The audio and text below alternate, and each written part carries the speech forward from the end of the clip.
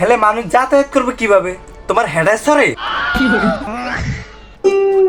যে পরিমাণ তেলের অভাব শুরু হয়েছে, না জানি বাংলাদেশে কি হয়।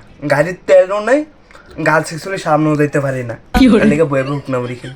কি রে, মুড়ি কি একলা তুই খাবি? না, আমরাও খান। আচ্ছা, বাংলাদেশের তেল সমস্যার সমাধানে কি করা যায়? এখনকার মানুষ যে পরিমাণে তেল মারে, তেল মারা বন্ধ করে দিলে তো অর্ধেক সমস্যার সমাধান হয়ে যায়। আরে পেট্রোল, ডিজেল, অকটেল তেলের কথা বলতেছি আমি। বাস, ট্রাক, হুন্ডা চালান বন্ধ করে দিলি তো তেলের সমস্যা ক্লিয়ার হয়ে যায়। হেলে মানুষ যাতায়াত করবে কিভাবে? তোমার হেডার সরে ভালো উপায় কইতারো না? রস্যই পয়েকার ইউ। তোমার বানান করতে কই নেই তো, উপায় কও। উপায়? আরে উপায় কইতে কই নাই, উপায় দেখাও। ও উপায়। তেল সমস্যার সমাধানের কোনো উপায় বাইর করো।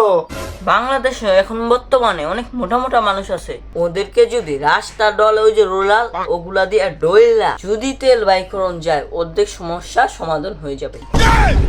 ওরে আল্লাহ রে! আরেকটা উপায় আছে। কি উপায়? এখন মনে পড়ে না, পরে কমু। দেখ ভাই, তুই কিন্তু দিন দিন শয়তান হয়ে যাইতেছস। এটা কি বলা লাগে? আমি তো এমনি শয়তান। দোহাই লাগে, তেল সমস্যার সমাধানে একটা উপায় বলো। আমি গার্লস স্কুল মায়া দেখতে যাবো। তাইলে একবার আব্বা ডাক। আব্বা, তেল সমস্যার সমাধানের একটা উপায় দাও। তেল সমস্যার সমাধানের উপায় এখন আমার জানা নেই। তাহলে আব্বা ডাকতে কই লাগা? আমার আব্বা ডাক শুনতে খুব ভালো লাগে। তাহলে ভূত সমাজে বিয়া করো, বিয়ে করে ফুলেন জন্ম দাও, জন্ম দিয়ে আব্বা ডাক শুনো। ভাবছিলাম বিয়াটা করে নিলাম, কিন্তু এই তেল সমস্যার সমাধানে বিয়াটা আর করাই হইলো না। বিয়ের সাথে তেলের সম্পর্ক কি? তেল ছাড়া বিয়ে হয় নাকি? তোর না আছে গাড়ি ঘোড়া, তোর না আছে ব্যবসা প্রতিষ্ঠান, তুই এত তেল নিয়ে মাতামাতি করতেছিস কে?